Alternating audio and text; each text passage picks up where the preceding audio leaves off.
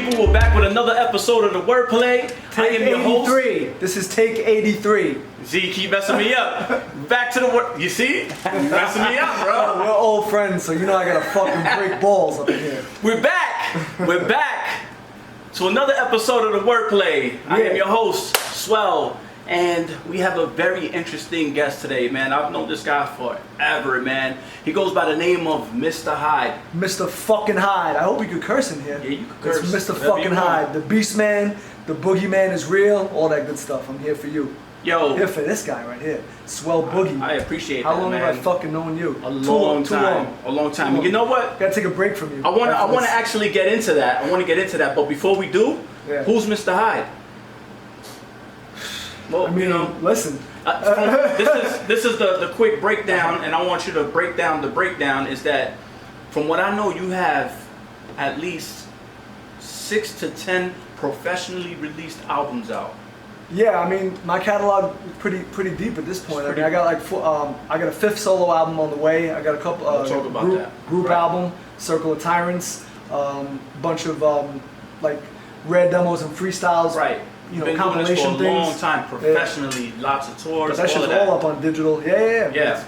Active touring artist. We're gonna get into that. I want to take it back before all of that happened. Matter of fact, do you remember we was on the train? How we met? Probably. Do you remember how we met? Yeah. On the train in the city, right? I don't know where we were. We was going to our destination, and the radio. I don't know if we were going to the same place. I think you was going your way, I was going my way, and we ran into each other like, oh, yo, yeah, I think I know you. Oh, yeah, I know you. Yeah. And then what happened, can you remember what happened at the train station? I don't remember. Did I fight somebody? Nah. Which is not surprising either. Not this time. All right, so what happened was me and you was chopping it up, and we started rhyming. Okay.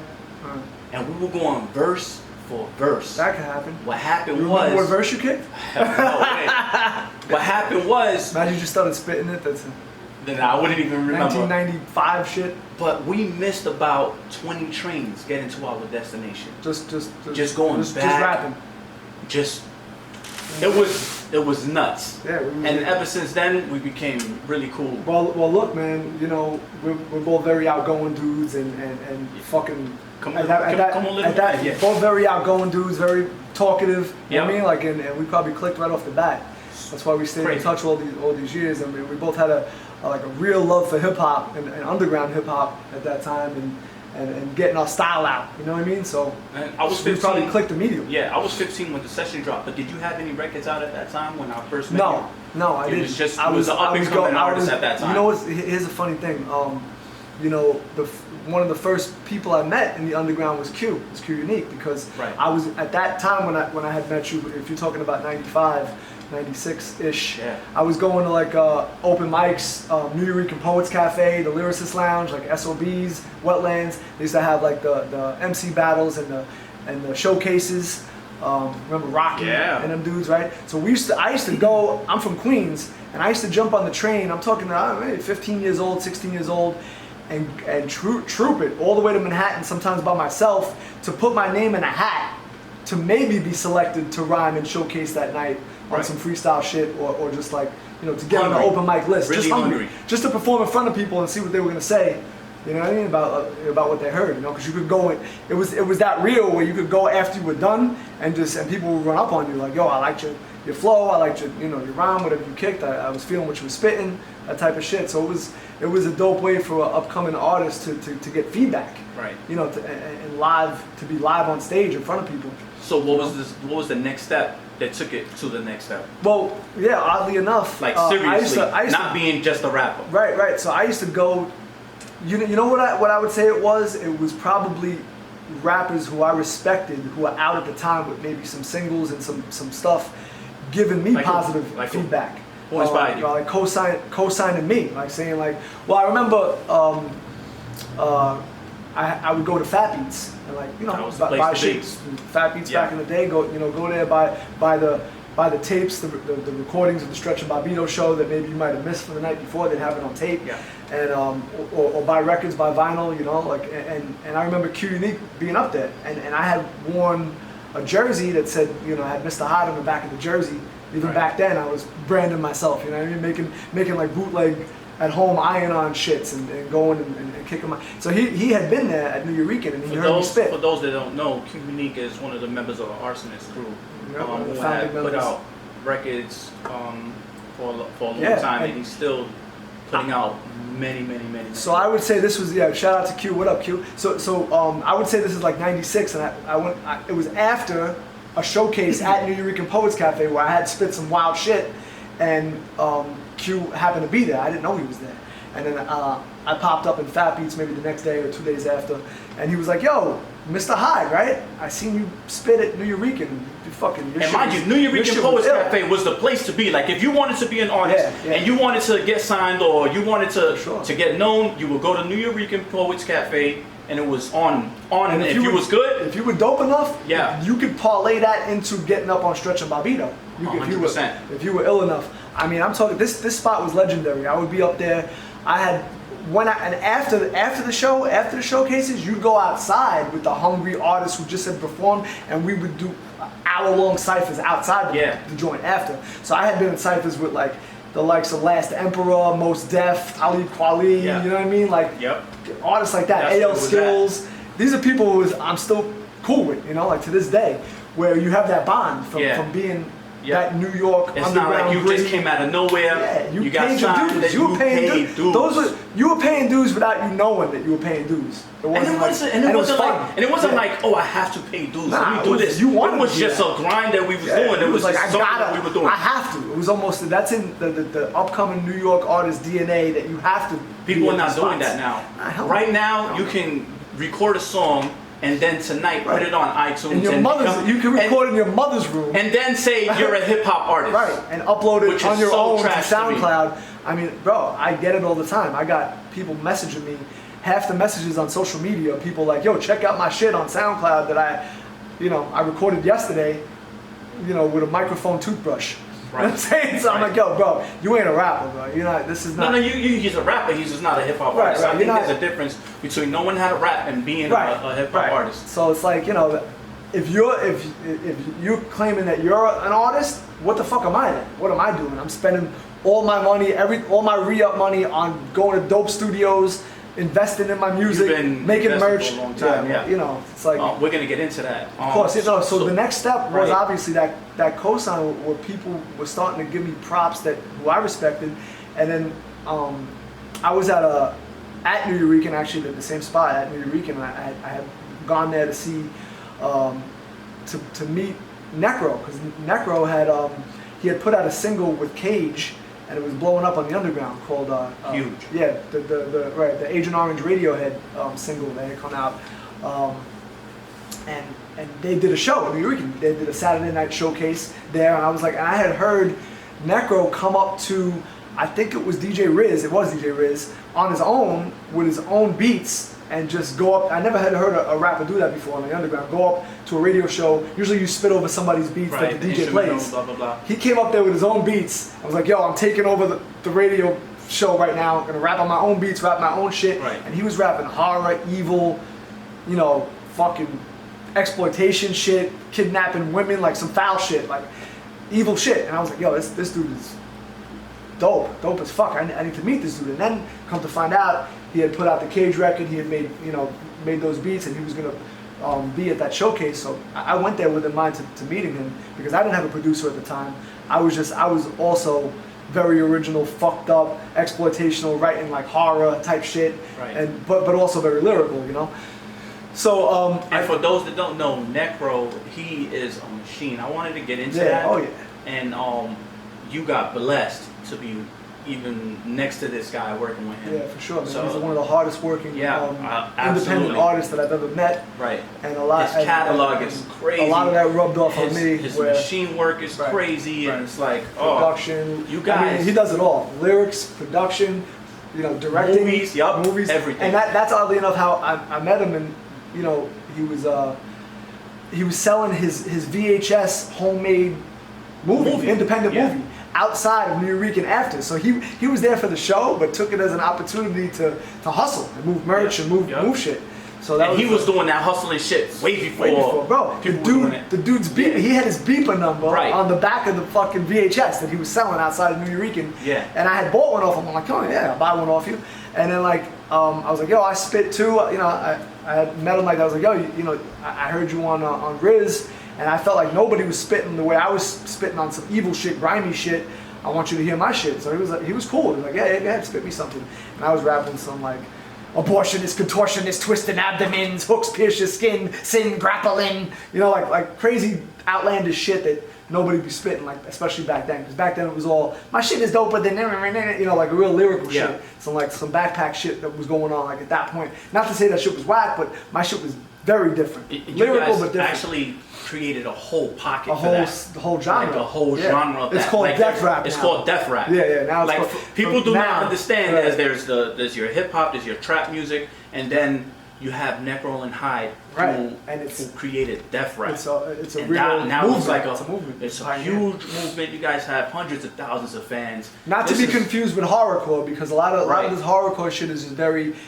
It's kind of, to us, it's kind of cheesy. Like, it's very, you know, I'll kill your mother and then kill your brother. It's very, you know, it's like that type of. Our shit's very lyrical. We're spitting like in the vein of Cool G rap type shit, like multi-syllables, hitting you with crazy flows, over boom bap hip hop beats. And you guys created such a big cult fan. We're rapping death, you know. Yeah. So and a lot of big influences from. We both had a lot of mutual shit in common, like influences from like Metallica, Slayer. You know, the hard death metal of the 80s and early 90s coming up.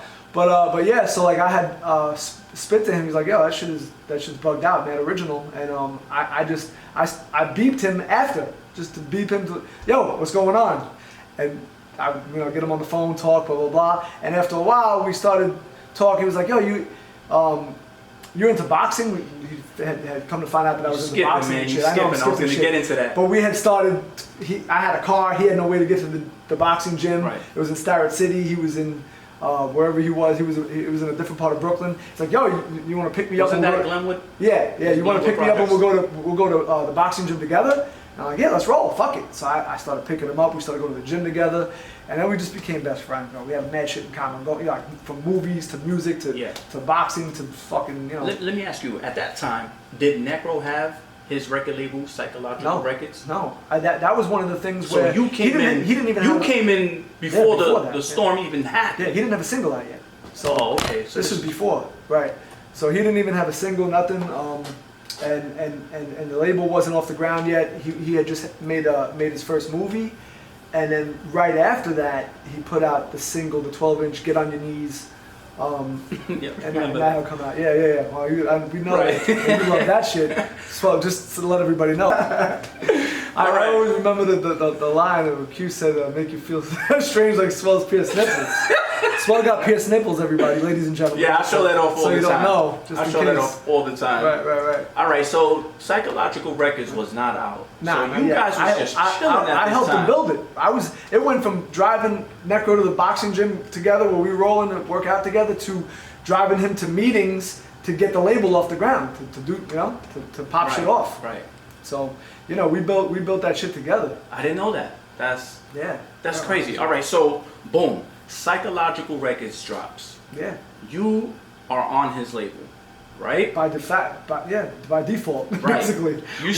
Listen, he's such a loyal and good dude, and we were such good friends where, you know, I'm coming out of the blue. Nobody's gonna put out a Mr.Hyde fucking record or demo or anything of the sort. Because especially like I was saying, like my shit was really hardcore and different and original at the time. Nobody was really trying to fuck with that type of style, but him. I actually. So you're the first artist on that label. Well, yeah, in a way, I was. You know, like we didn't know it was gonna lead to the point of him putting out a whole string of solo albums. We didn't know that. He has so much work. This is down the line. We're talking, this is 97 when I first met him. And when he started, you know, like getting, I don't think he put out stuff as Psychological until 99. Okay. So, and then down the road, 2004 was when my first solo album came out. But yeah, you guys did so much work. Yeah, he had dropped two Necro albums first. Yeah. You know, the I Knew Drugs and Gory Days. And that's how, those being a huge success and having a huge buzz on the underground is what led to him being able to put out other artists and making a label out of it. Yeah, you killed that. He wanted it to be like a big, like a Wu-Tang, like our version of underground, next generation, right. like a white Wu-Tang in a way. Right. He was so original and obscure. I mean, it wasn't only white. He also had some. He had black artists on there. Well, he had put out a couple of. He had produced for all different artists. He did. Right. Yeah. He did it wasn't. Tariq. Necro was never on. No. But I'm saying. Right. Me and him being white, it was on some obscure Wu-Tang type shit because we had our own slang, our own genre, subgenre, And the way you guys worked out the deal was on some 50-50 shit, or I guess whatever. Straight up handshake deal. On right. some like, you're my best friend. We ain't fucking each other over in no way possible. Right. And it was he did 50-50 deal with me where it was like, I'll produce your record. I take half, you take half. You're the rapper on the record. I'm producer, distributor, and. All right, so like that. You released a few albums on there. I would say maybe. Well, 2 off the bat where he distributed, yeah. Right, and then from that it went to your own record label. Right. Which is I was Mr.Hyde Hyde PLR. Right. Well, I'm always Psychological Records to the core forever. Of course, yeah. You know what I mean? It's kind of almost how people identify with us, Psychological Records. So they'll identify Mr. Hyde with that. So I'm never gonna drop that. I didn't want to drop that name in any way when I was gonna start putting out my own stuff independently. So it's Mr. Hyde PLR now. I put out my own shit through like a subdivision, Mr. Hyde PLR.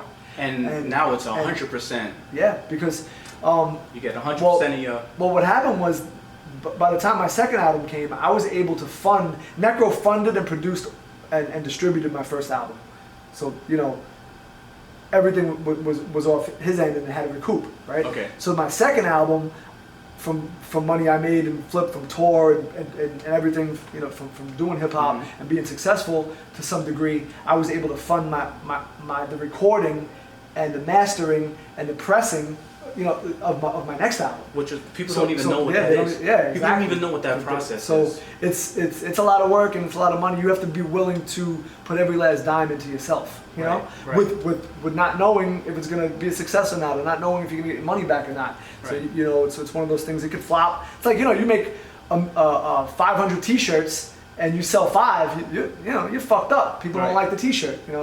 It could be very much like that with the music business. And you got everything. You got all types of merchandise. You got headbands. You got sweaters. I actually wore that on the first episode of the Wordplay. No doubt, so I was very excited about that. Thank you.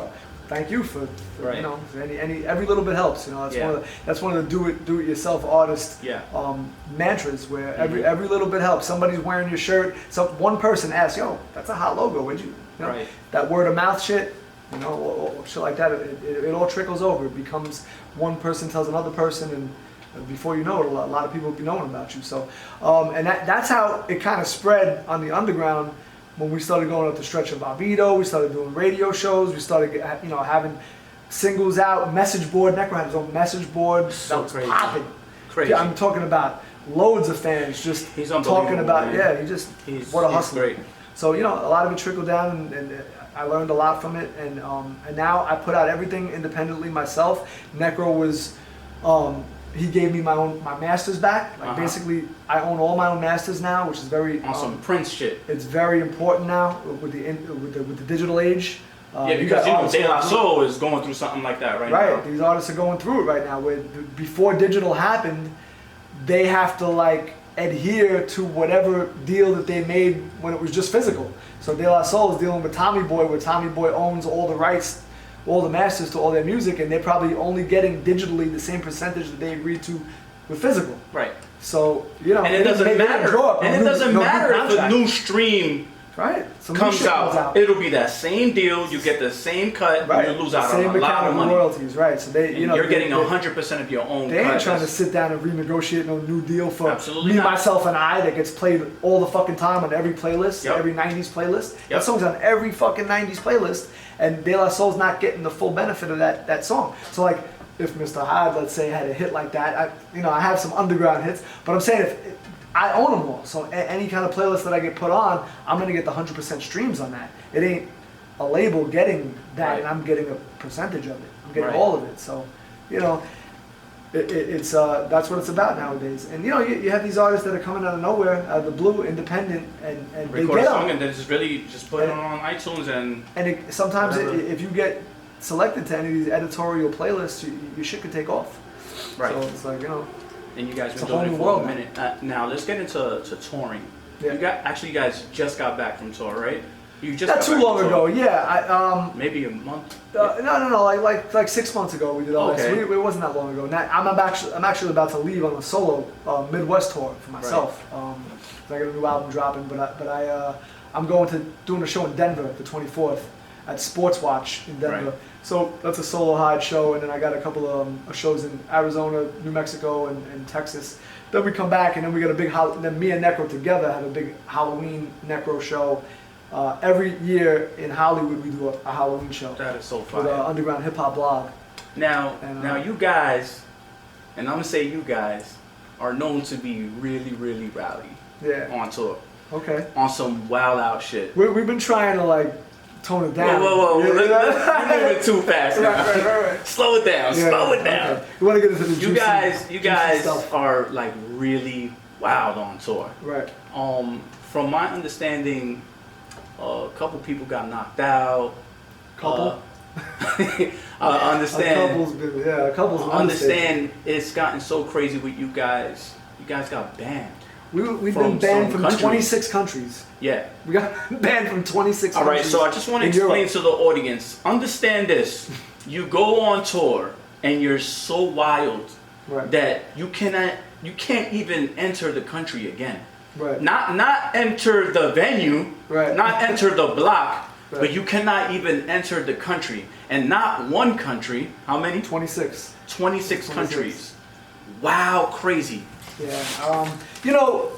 We were talking about it in the whip on the way here, man. We grew up in the 80s and 90s in New York City, and where you had to be tough, man. You had to fight for yours. You had to fight to survive. You couldn't be weak walking in the streets with holding any kind of anything. No. You're gonna get run up on.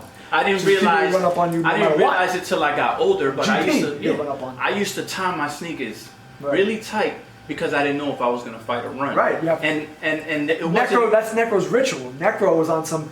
Make Yeah. sure my Yeah. high tops ankle support because we Yeah. might have to brawl on the street. Yeah, and it wasn't like, oh, let me do this Right, no. because it might happen. It was just a natural thing. I'm gonna do you one better. Even better, I have to outdo you. So, I had so much beef as a teenager in the streets that I used to wear my baseball cup, my sports cup. Right. I used to wear my cup out of fear where motherfuckers would kick you in it the was balls. that crazy. So I would wear a cup, wouldn't leave the house without some kind of a weapon, whether it was knives, whether it was homemade weapons. I used to put skewers, souvlaki skewers together, tape them up, and make like fucking medieval weapons with skewers where I could, on a chain. And it didn't matter. It didn't matter if it was in the daytime or the Take a night. chunk of your fucking face off, Yeah. motherfucker. It didn't and matter. that wasn't, and people would be waiting for me outside in the alleyway, and Right. I'm And it gonna didn't catch matter that motherfucker. what block you Right. turned. It was always something ready. And you hit somebody's brother, their older brother. You know, Yeah. it was always lit. It was It's not like that now, It was man. always Now it's the age of Everybody's hardcore online. of and- metrosexual Yeah. hipster fucking.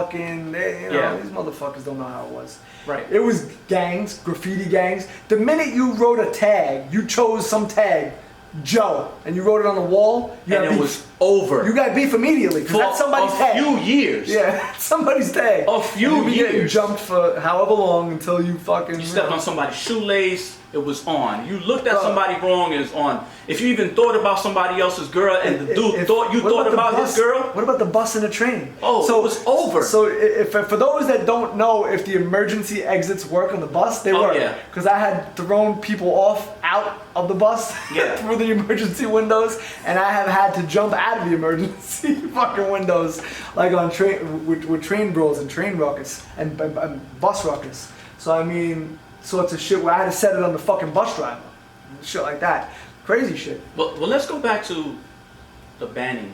Yeah. So how did that get fixed? okay, so let Because- me just off the bat, let me stick up for us in general. Right, right. In our defense, Right. Our music is very brutal. Everybody here after this podcast who sees this is gonna go check out our music anyway. Right. Mr.Hyde, Necro, Psychological Records in general, and once you hear it, you're gonna understand. So our fans are very rambunctious and excited and fucking and crazy. So I've been to your shows where they're mosh pits. Crazy pits. You think like people have pits where they jump around? No, nah. this These is real. motherfuckers are swinging circle pits. It's like a Slayer pit. Teeth are getting knocked out, blood everywhere. Bro, Necro got a song called Your Fucking Head Split. I got a song called my God, Spill Your Blood. Yeah. When those songs come on, motherfuckers are doing what we say on the song. Just imagine thousands of people in the crowd and just mosh pitting. Crazy. To hip hop at that. Right. Which is. I mean, I feel blessed. You know what I mean? Yeah. Growing up listening to Slayer, Metallica, and being in the mosh pits and shit like that. So like, but anyway, so shit can get really wild and rowdy, and sometimes the bouncers don't do their job, and it gets a little. They don't expect it at a hip hop show. So back then when we were doing these shows, we didn't have the wherewithal in our head to speak to the security ahead of time, like, yo, listen. It might get crazy. So check yourself. Don't make us have to do your job for you. Right. Because what happens is these kids run up on stage and then they try to grab something or knock something over or stage dive or jump on us or run up on stage and try to manhandle us or whatever it is. So these motherfuckers get knocked out. They come up on the stage and we have to handle ourselves because the bouncers didn't do it, or people in this crowd getting extra, putting up middle fingers, fuck you, getting crazy. Right. Where it might be love, it might be like, it's whatever, but reach down and break your fucking finger or whatever the fuck it is. Don't be putting your middle finger in my face while I'm rapping. You actually have a fucked up fist. Yeah, and a bunch of teeth scars from this shit is fucking different from the other one. You can see. Yeah, I broke my hand so many times cracking motherfuckers, but like, I'm just saying, our shit is wild. It's not like y'all was starting shit. We didn't start. Y'all was just defending yourselves. We don't want to hit our fans. We're not like we ain't fucking Gigi Allen. We're really trying to be to exploit. So you're defending yourselves, but. These countries will take it like, yo, you guys are starting we don't want to get caught in a melee. Right. It should get a fucking melee. So, I mean, I have jumped into the pit myself to rile up the crowd just in the fun of it, and then somebody from the crowd hits me or like tries to throw me on the floor or something, and then that person, we end up fighting in the pit. Right. And so that's kind of what happened. One of our crew members, the banning, one of our crew members, Necro, was like, yo, go start a pit. And our crew member jumped into the pit and was pushing these people around in Switzerland, and I guess they were more like of a laid-back hip-hop. Right. They didn't expect y'all to be that crazy. I think they were the openers. I think they were kind of hating because they seen, nobody was really excited for them, right. And then we had mosh pits going off for us, right. And they were getting pushed around in the pit, and they didn't like it, so they did. I think they headbutted our crew member. Right. And then our crew member starts fighting in the pit, so we jumped in, and all hell broke loose. It was supposed to have gotten resolved by the bouncers and shit like that, but then we went back on stage to continue, and then the shit popped off again. So we jumped back in, and then this time we're fighting bouncers. We're fighting everybody in the club. We're knocking out the fucking openers. We're punching the bouncers in their fucking face. Because we didn't get on the same page before the show. And talk it out with them and make sure the bouncers were on our side and let them know what their extracurricular job has to be. They have to be ready for this shit. We went to jail. We got after the damage was done, we had fucking knocked people out. Necro had broke dudes' jaws and people were it was fucked up. And the cops came in and they basically arrested us out of the fucking VIP room, took us to some Switzerland prison. I guess their version of central booking. Right. But it was on some, in a room. It was like it was a solitary type shit, and we stayed in there. It was like 1 hour a day for exercise to walk in a circle and shit. It was like some fucking hard time shit. What I meant was. Oh, how did you get back? Okay. No, not even how did you get back. That's whatever. How did you guys fix it so that you guys can get back on tour? So one of our members, the merch, who was doing merch for us, had all our merch money, and he was able to, get a lawyer from hook it up where, Necro had his phone call with the promoter to get a lawyer, and this guy came and gave the money up to the lawyer, and he had come and basically we had to pay a fine to get out. They had released me, and then Necro had to actually stay. I think it was like 5 or 6 days in that prison, where me and the merch person were able to go home, but he had to get escorted to go out. It was a fucking big fiasco, yo. It was crazy. So when did the band get pulled off? The band got pulled off. I think we were banned for 2 or 3 years, and then what happened was a new booking agency wanted to book us for Europe, and he put in the extra work to get the band off. And it was as simple as this. We had to do was apologize to the government, to the Switzerland government. They just wanted an apology. What? Simple as that. So Necro apologized through email to the Swiss government, and the ban was lifted just like that with the cosign of the new booking agency. Yeah. And that's crazy. Putting us now, an immigration lawyer or whatever it was. What I want to explain to the audience is that not only are you guys like doing this violent, crazy, wild, hard music, but you guys can really fight. Oh yeah, like I think me and you have to. Connected on that level because I do martial arts, you do martial arts, right. And it was like, so break that down. How did you get into martial arts? Well, the first, like we were talking about before, bullies and shit as a kid in the 80s and 90s. So like, you had to fight, and I used to get picked on a lot.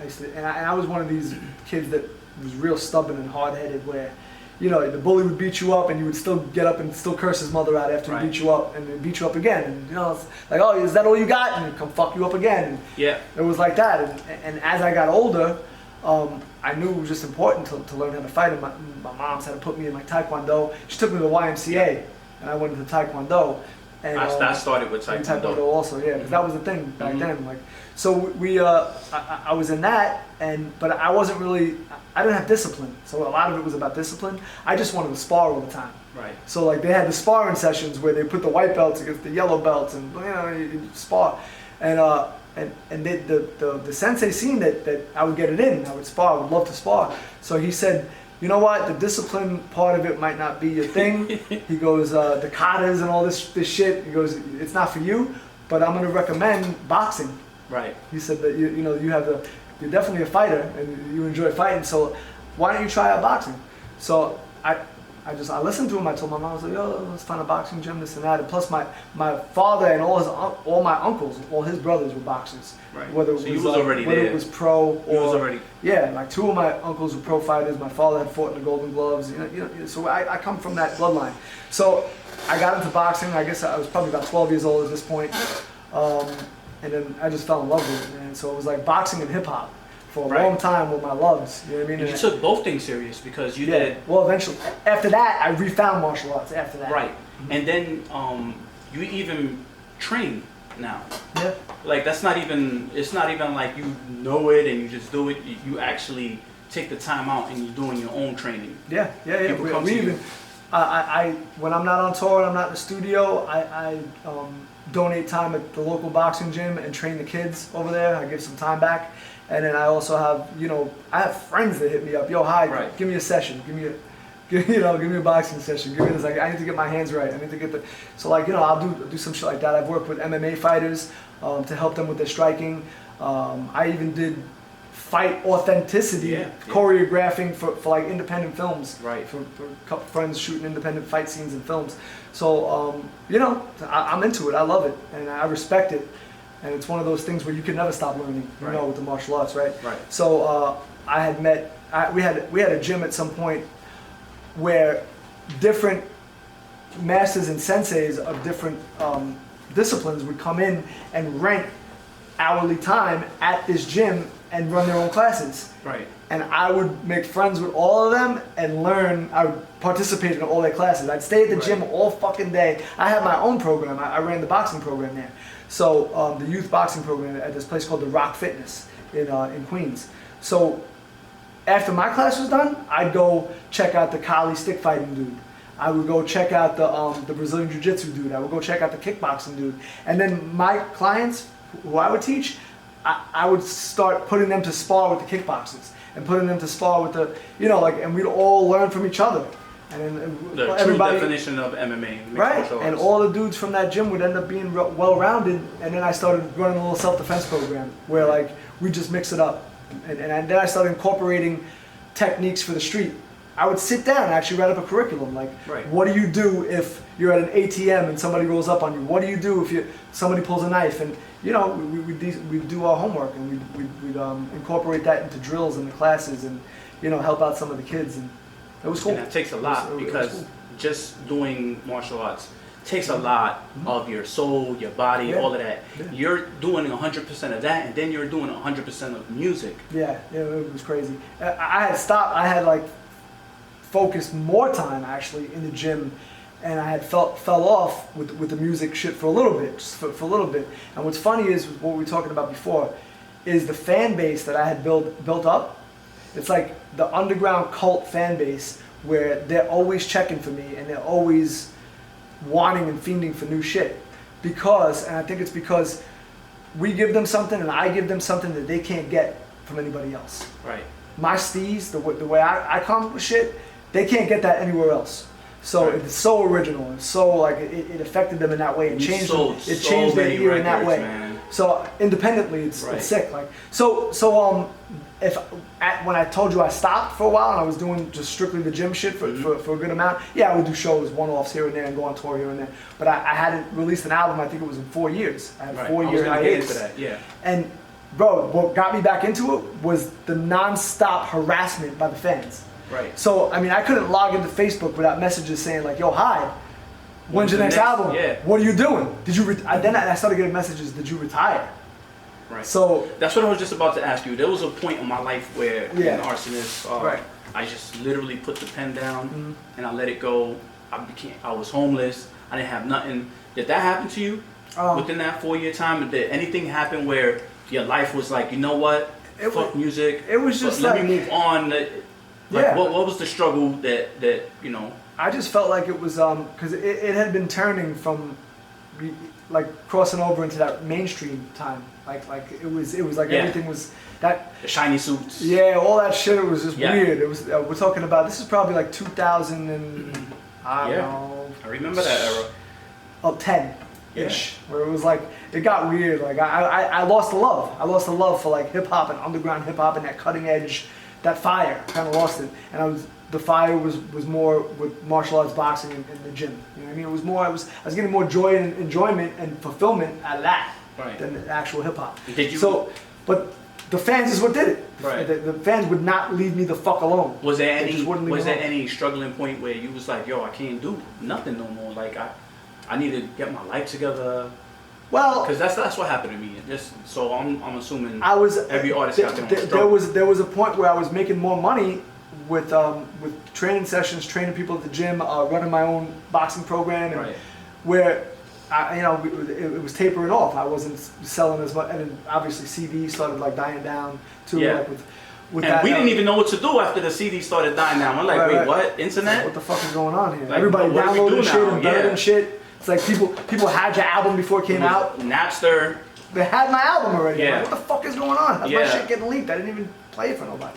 Right. So that was a hard time too. Yeah. So shit like that. But like I said, the fans just got on my case and they just wouldn't leave me alone. And I kind of felt the love. I felt it was like, yo, it's like having kids you're not feeding. Right. It's like like. Parents stop feeding their kids. Was Necro at least trying to knock at the door like, yo, hi, what's up, man? It's going on 4 years. What's up? Well, it was during that time where he had stopped touring too. He wasn't touring as much. Right. He was making music, but he wasn't touring as much. And it was kind of a lot of the money was with me was dependent on the tours. So when he stopped touring and I wasn't really releasing anything, the money just stopped coming in. I was making more money with the gym. Right. So it just I didn't want it to be like that. It just started to be like that. And then what happened was digital actually rekindled a lot of. It was almost like Necro gave me all my catalog and all my masters and said, "Here, Hyde, live your life. Yeah. Do what you could either let Mr.Hyde die or you could push your own brand, keep putting out music and bubble in your shit digitally and keep promoting yourself and keep letting it live." So I wasn't just about to let all that hard work die. So I was like, I'll start from scratch. So I started with 0 monthly listeners, 0 my own. I never had my own YouTube channel. It was all any video I had released was on Necro's channel. Psychological Records. And any music digitally that was released was on Necro, and under that was Mr.Hyde. Right. So it was on his digital, and he would cut me a check. He would cut me the money 50-50. So say my first album, Born to Make It Dead, had 10,000 streams that that quarter or whatever the fuck it was. Yeah. He would actually go in and do the accounting and do the digital and say, Hyde, you owe this much money, and give me that money. He's a genius, man. And it was like, very smart. you know, and then after a while it got annoying, but it got annoying because you have to keep paying an accountant to break down all these digital. Right. And I was like, you know what? Take your masters and you do your own accounting, and now it's all accounted for digitally. Everything has a digital fingerprint, and it's easy to work out. So now I'm at the point where, like I was telling you in the car, digital rekindled my shit, and monetarily, so I'm doing pretty good. I'm doing all right. You know, I'm doing off that. Off music, yeah. Like I wanted to ask you a lot of my bills. Right. I wanted to ask you about the logo. Yeah. So dope. The H. That's How did that come up? Yeah. Okay, so this is actually. I don't know if you guys do like post effects with the podcast where you can show the Psychological Records logo, but this is actually the H from the Psychological Records logo, and because I'm so embedded in the Psychological Records, that's how people identify with me, and it's our label, it's our home, it's our family.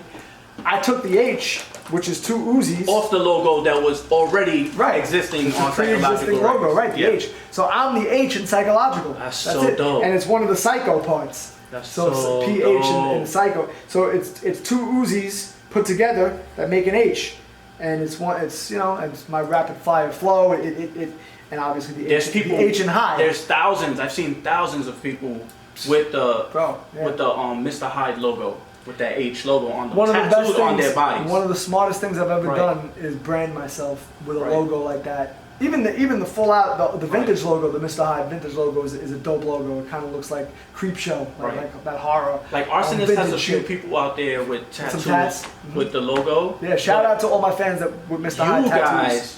And I've seen it with Necro. I've seen thousands of people tattooing your guys' logos. You know what it is too? We're influenced from the metal era of like Iron Maiden, and those metal bands that had this incredible fucking artwork and logos. And you see the fucking crazy Metallica logo, the Iron Maiden logo, or just crazy shit. And the artwork itself, the Iron Maiden Eddie, where you can sit and listen to the music and look at that artwork on the cover and be blown away musically and visually by the art.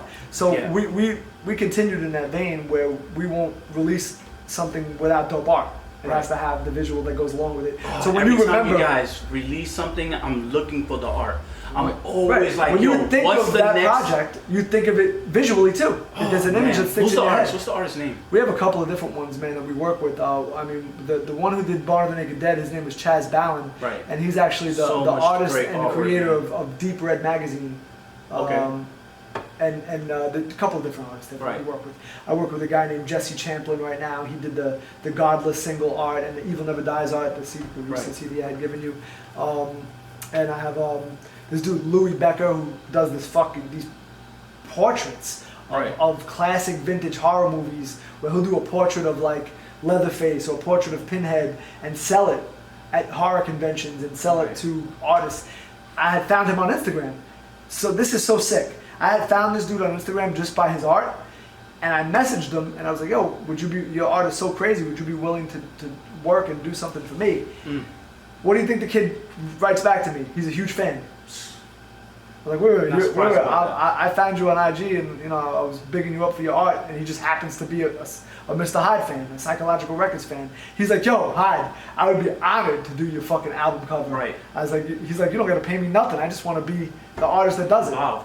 So I was like, word? It's like that? So I was just like, let me do something. Let me send you merch. Let me send you something, I wanna big you up real quick. I wanna big you up real quick because back in the days,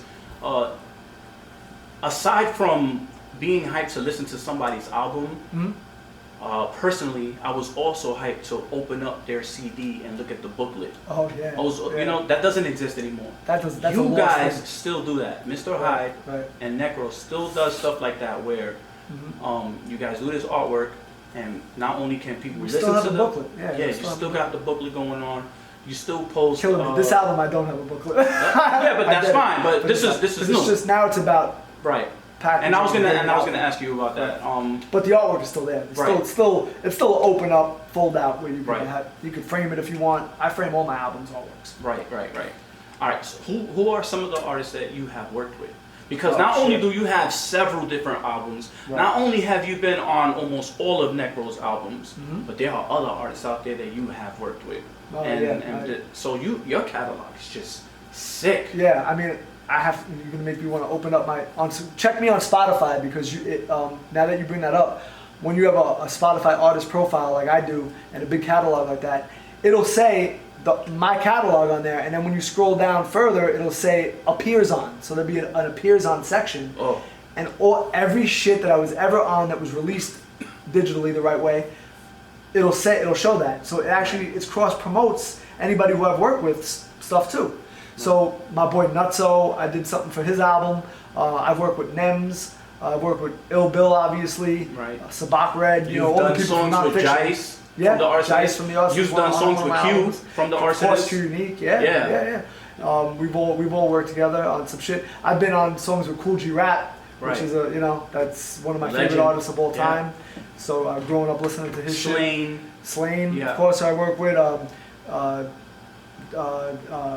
metal artists. I've been on tracks with like Vinny Appice, fucking so many different artists. I mean, Danny Diablo is another one I've worked with, from Scarhead.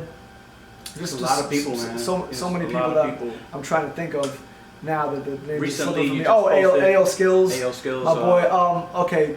Vinny Paz from Jedi Mind Tricks. To ask you for. Vinny Paz is on my new album, and I'm dropping a single. It's coming out in a couple days called The Boot. We're both Sicilian, have Sicilian roots. So the boot, if people don't know, the boot is a metaphor for the shape of Italy. Italy is shaped like a boot. So I figured, let's name a track The Boot. Also, give people the boot, kick them in their fucking ass. Right. The boot. So it's a real rugged track. We drop a lot of references from mob flicks and Italian That's so type dope, shit. Man. And so that track's gonna be out, a digital single. It's gonna be the last single leading up to my album to get people excited.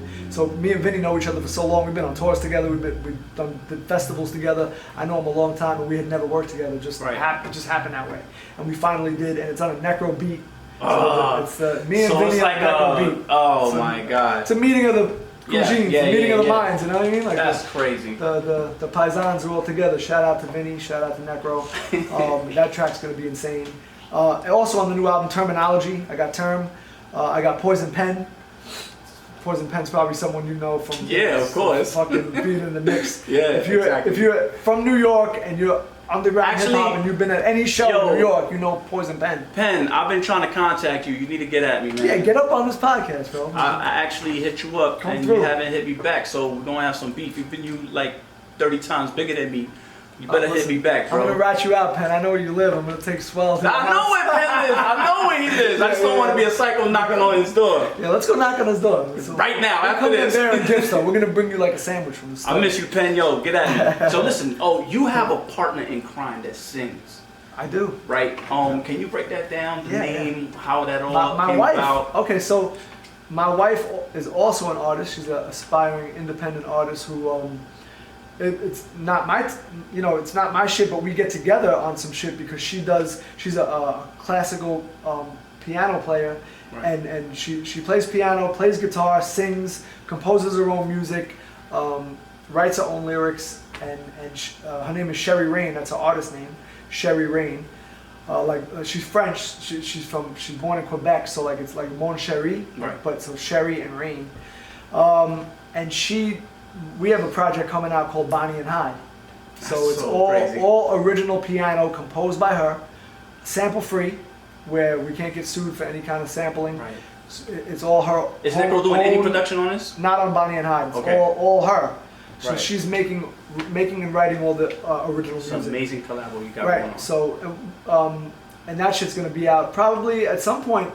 I would say this year, and maybe the end of this year or the beginning of next year. So you got 2 projects coming out. You got your album. That's September 29th. Which is right around the corner. What's the name of it? Solo album, The Boogeyman Is Real. Right. And that drops September 29th. And the first single was Godless, that had dropped already. And then my next single was Verses from an Unquiet Grave. And the newest single leading up to that is called The Boot. That's with Vinny. And then the album drops the 29th. Bonnie and Hyde. Bonnie and Hyde will probably be 2020. Keeping it real, like realistically. Is it still going to be on that hardcore vibe? Yeah, it's still Mr. Hyde. That ain't going to change. I mean, I never sell out for no shit like that, but it's gonna be a different kind of sound because it's all sample-free piano. Absolutely. And original music. Kind of on some rugged, The Roots type shit. Right. You know, like all live instruments. What are you digging now, as far as hip hop or music in general? Like, how do you feel about this new era of trap music and all of that? Like, what's going on? Keep it real. I can't fuck with it. I'm so out of the loop. I don't know about it. I don't listen to it. I don't check for it. If it plays, I couldn't tell you the biggest. Who was who? I couldn't tell you who was who. So if Little Pump is playing on the radio, I don't know it's Little Pump. I just hear. They all sound the same to me. I just hear disrespect to the boom and the same type of bullshit lyrics. I mean, nothing that expands your mind in any way. Nothing that works your fucking imagination in any way. It's just, to me, it's dumb. Right. It's just dumb knucklehead stupid shit. Right. Drugs. To each their own. I mean, everybody got. I mean, I'm trying to hate. I just feel like, from what I've heard, there are some rappers that are still spitting. You know what I mean? Like, of course, you got Eminem that still will come out with some shit and spit and be like, crazy wordplay, and I respect that. There'll be spitters like Kendrick Lamar and like dudes like that who could spit. This is what I was gonna say. I was gonna say that just because there's a new genre of rap, like trap hip hop or whatever you want to call it, doesn't mean you have to sound whack, because some of the beats are hot. Yeah, I mean, and think about this. J. Cole right now, one of my favorite MCs. He could rap too. He has adapted to this trap sound and is killing it. Right. So I don't understand, why can't you do the trap music and still sound dope? Why is you trying to sound like, why does everybody sound the same? Why can't you just do your own style? Why can't you just spit true lyrics or whatever? You know what I'm saying? That's the J. Cole's doing it. So J. Cole's doing it. For me, any kind of music in any genre, if you are original and cutting edge and you're being yourself and you're a trendsetter and not a follower, I'm probably gonna like your shit. Right. Because it's going to be something I've never heard before. It's going to be, you're hitting my ears from an angle that I haven't been hitting before. It's like fucking a girl. You know what I mean? Like, you hit her from an angle she's never been hit before, and you make her feel a way she's never felt before, she's going to come back. Right. Your phone's going to blow up. Absolutely. So that's what I look for in an artist that I'm listening to for the first time. And that's what I do. I try to push myself to always come from an angle I've never come from before, spit a flow I never flowed on before, or spit on a beat in a manner I've never spit on before, and always be something new to the listener. I want to give you something that you can't get from somewhere else. During mic check today, you spit a little verse. I'm gonna throw that on here because you can throw it on. I'll spit new ones for you. Right. Listen, one of the things I'm gonna shout out KRS-One right now. Because one of the things I learned from KRS is he had said back in the day, and it stuck with me, if you want to be a serious MC, you should always have a dope verse on deck ready to spit at any time to anyone. Right. Just have something new or something dope that you're feeling that you could spit it at the drop of a dime. If somebody says spit, you ain't an MC if you can't spit something dope right now. Like, oh, you rap, but you ain't got nothing to spit? Like, I just was on some, and the age of Stretch and Bobbito, where you go up to the radio show and we do the interview and it's all good, and then you spit something. You know what I mean? And you're just like, those that underestimated me, well, they get decimated. See, I beat the recipe. I just spit some shit. Anyway, off the top, it's just gonna come out. It's just whatever. You spit some shit. So I mean, true MC, like. You could just come out, and KRS-One's on some shit like that. Right. He'll come here and he'll just light it up. He'll talk some shit, so drop some knowledge on you lyrically. And so fucking shout out to him for that. Now, let me say, when it comes to MCs writing their own lyrics, there's a lot of slack. A lot of people getting slack for not writing their own lyrics. Well, the mainstream now, bro, I looked at some shit. Okay, I'm gonna put something on blast right now. So me and my wife, we had heard the Rihanna song "Love on the Brain," right? I don't know if you know that track, but it was hot. It was like a throwback. They were doing some like. It was dope. She sang on it ill. I was like, oh shit, let's look this track up. And when we had looked it up, there was over 40 people involved in the writing. We looked at who wrote it. Did she write her own shit? Right. And there was like 40 something people that wrote tidbits, whether it was musically, lyrically, whatever it was, to make that song come together. So like to be on a major label where they could employ all these writers and producers and people that come together and write for Rihanna and then put out something to make a hit. Now think about it. That shit goes platinum, yeah. But how many royalties get paid out? Yeah, all over the place. Like 48 people. I never even thought You're paying about that. royalties to? Yeah. It's insane. Well, you know what? When it comes to singers, people been writing for artists for a billion years ago. Supposedly Nicki don't write no more. These people don't write no more. Cardi B is definitely not writing her shit. So as far as the MCs, nobody cared back in the days. When Big Daddy Kane wrote Biz Marquis' whole album, Ice Cube did the whole NWA. He's right, yeah. Nobody cared. Nobody cared. Like, oh, you're whack because you didn't write your own lyrics. Even Eminem wrote for Dre, right? Yeah, absolutely. Right. So, do you think it's a problem when MCs are not writing their own lyrics? In the end of the day, it's all about making a dope song and making it transcendent and making everybody love the song. So I'm not gonna hate if you make a dope song, however the fuck you made it. If you're the performer of it, I mean, obviously you get the Milli Vanilli, the fucking disgrace that I read when the motherfuckers weren't even singing their own shit, right? So I mean, like if you're that's something different. But I'm not gonna hate on that, but there is something to be said for I'm always gonna respect an artist more who writes their own shit. Right. I'm always gonna respect Alicia Keys more than whoever's not right. You just mentioned it, Cardi B. Right, or Cardi B, or who's the little fucking twat? There's a bunch of little twats. Ariana Grande. Alright, so a little fucking twat who should be in, you know what I mean? Fuck her. I don't respect her as much as I respect Alicia Keys, obviously. Right. For some reason, you bring up to any kind of artist, who any kind of notable artist, and you bring up those two, Ariana Grande may have sold more records, but fucking Alicia Keys is gonna command more respect. Just now, for writing her own as shit, MC, composing her own shit, I just give more respect. As an MC, do you help her write any of her lyrics for my wife? Yeah. No. She does her own. She may come to me and ask, "Can I say this?" Like phrasing. That's different. I'll help. That's just help me out with this. I'll help with phrasing, but her lyrics for her songs, no. She does all her own stuff. I might say, you're grammatically incorrect here. Do you want to be like that? Because hip hop, you can be grammatically incorrect, and it catches on. You come up with your own slang, so whatever, like there that go. It's grammatically incorrect, but it might sound hot. But creatively, she does her own, and she come a long way. Remember, her first language. My wife was French, so English is not even her first language. So she has to learn English first and then compose a full solo album in English. That's crazy. Imagine we had to learn French and then come up with our own album in French because we live in France now. How are you guys releasing Bonnie and Hyde? Through Mr. Hyde PLR. I'm gonna drop it on my label because it's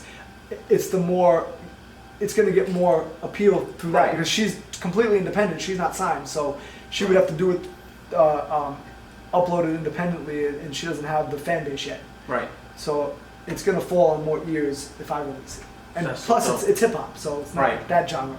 So she has her own choruses. She's doing all that. Oh man. Right. Can't wait to hear this project. We actually infused some scratching, some DJ stuff in with the hooks. Right.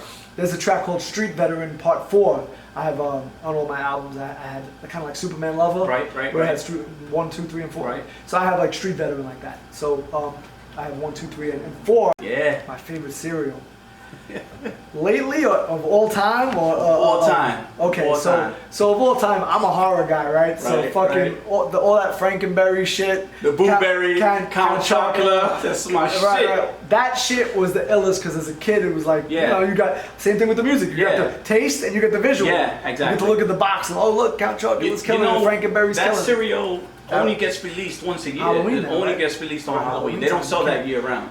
You can find it. You can still find ghetto it. Bodega. Nah. You can. They actually sell it everywhere on Halloween. Okay, And I know this because I just bought some. But I'm saying some bodegas in Bushwick will have Frankenberry and it's probably expired. That shit is expired, but it's in the back behind shit. And shit, Frankenberry, from Halloween 2003.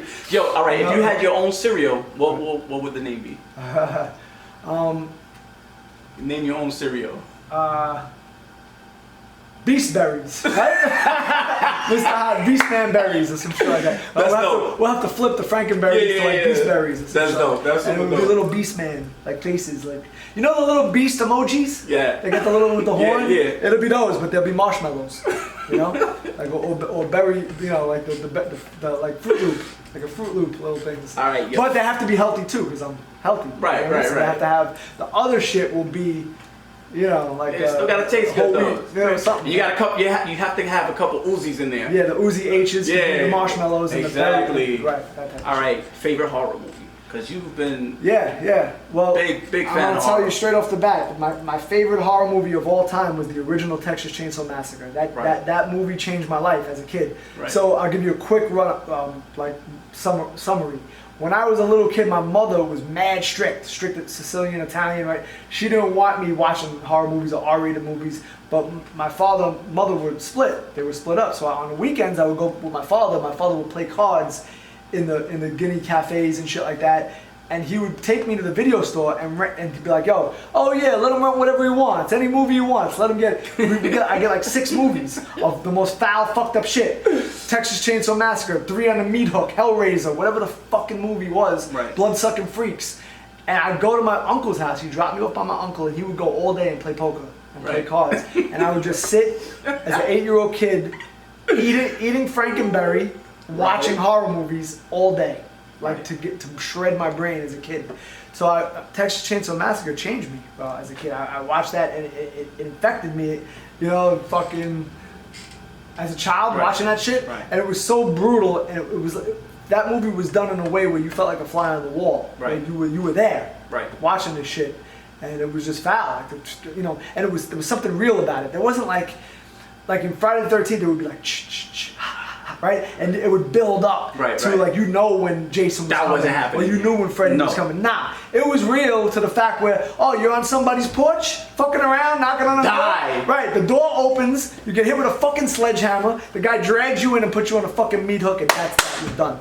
And that's how it would go down if you were by some psycho's house and he wasn't feeling that. Right. Like, you know, it wouldn't be all that lead up in the music and the production value. You're just getting murked. In the fucking worst way. Half of you would be in a fucking fridge, in a fucking ice box, and your friends would come looking for you and they would be dead. Like on some, more are coming now? Like, yo, if you watch the psychosis of that, Leatherface wasn't happy more people were coming. He was like, what the more people are coming, I gotta kill all these niggas now. I got time for that shit. What's going on? I got time for this. I'm gonna get in trouble by Grandpa. Grandpa's gonna be like, you know. That's so dope, man. So, and it was crazy. And so that movie was on some fucking real shit. And it changed me, and my personality changed from that flick. I would watch it over and over, and I think it influenced my writing too. So when I would write lyrics, it would be, a lot of that influence would be there. I'd be talking about putting people on meat hooks and this and that. You know? That's so dope, man. And I'd be home because of the bullies making homemade weapons, and I would Texas Chainsaw Massacre you, bro, if you want some, because I was infected, and it was, you know, the horror. What do you call it? I became immune to it. You know, you become tolerant. Like you smoke weed all fucking day, you're gonna build up a tolerance to it. So I built up a tolerance. You can see somebody's throat get cut, and they won't even face you. Oh, you're right. All right, cool. I want to see it cut in a different way. Show me that in a different way. Like you want a new strain of weed now. Right. So it's like that strain ain't affecting me no more. You give me these fucking regs. I want, you know, Chocolado or whatever the fucking strain you got going on here. Last thing, besides these 2 projects you got going on, what's next for Mr. Hyde, man? What's your goals? What do you want to do? Well, it's all. How do you want to take this? It all stems from music, right, and creativity. So for me, I get the itch. I get the creative itch. So if I don't create nothing in a long time, even after these, I don't rest on my laurels. Like, okay, these 2 albums are out and the fans are loving them and it's doing good. And cool. That's all. That's not where my gratification comes. It comes from making sure that I have the inspiration to make something new. So if that's gone, once that's gone, everything is gone to me. So I don't want that to be gone. So that's what's next. It's always the next creative juice that hits me, the next inspiration to write something new. And I think about that. I think as an artist, you're never more excited than when you're creating something new. Something you just wrote. Oh, I just wrote this. I gotta go record this now. You know, like it's just that it's a revolving door for me. And hopefully that never ends. And just gonna keep creating more and more shit. Of course, I'd like to keep working with artists I never worked with before, and because I just started to like come out of my shell and do more collabos with people and do shit like that, because it's about that too. Right. It's about like letting their fan base hear you and your fan base hearing them. Right. And building like that too. That's part of it. So you know that could be an inspiration too. Somebody hollers at you that you never worked with before, like a Vinny Paz, and we come together to make something hot. I'm so happy you came on, man. Yeah, for sure. In full detail, let everybody know how they can reach you, how they can find you, how they can book you. Yeah, yo, I'm actually one of these artists who very accessible. You know, I'm available on social media. Not as much on Facebook anymore because mad spam comes through, but I do run my own IG, and it's Mr.Hyde PLR. It's the same as my label, so Mr.Hyde PLR on Instagram, and my website is MrHydemerch.com. You can get my merchandise, these dope ass fucking hoodies, t-shirts, logos. You can pre-order my new album, physical copies, get autographed merchandise, whatever you want. All the links to my digital are on my site, MrHydemerch.com. The Twitter is also Mr.Hyde PLR, and the Facebook is Mr. Hyde fan page. You can find it on there too. I want to thank Necro for actually holding you down and, hell yeah. Bringing you up Big on shout board. to And like, if it wasn't for him, there might not have been a Hyde. Right. I might not have been, because nobody might have fucked with me, because my shit was really fucking crazy. And he fucks with you. Like that's my brother. That's my brother. Another mother, bro. We support each other in everything we do. So you know, shout out to Necro. Thank you, my brother. This is it. I hope you guys like this episode of the Wordplay Podcast. Remember, all you people who have your own attire, you want me to wear it on the show, hit me up. I would love to do that. Stay tuned every Saturday, each and every Saturday. You can catch us on YouTube, SoundCloud, in space, whatever you want to call it. I'll be sharing this shit too for my portals. I appreciate that, man. For all the fans out there, this is the Wordplay.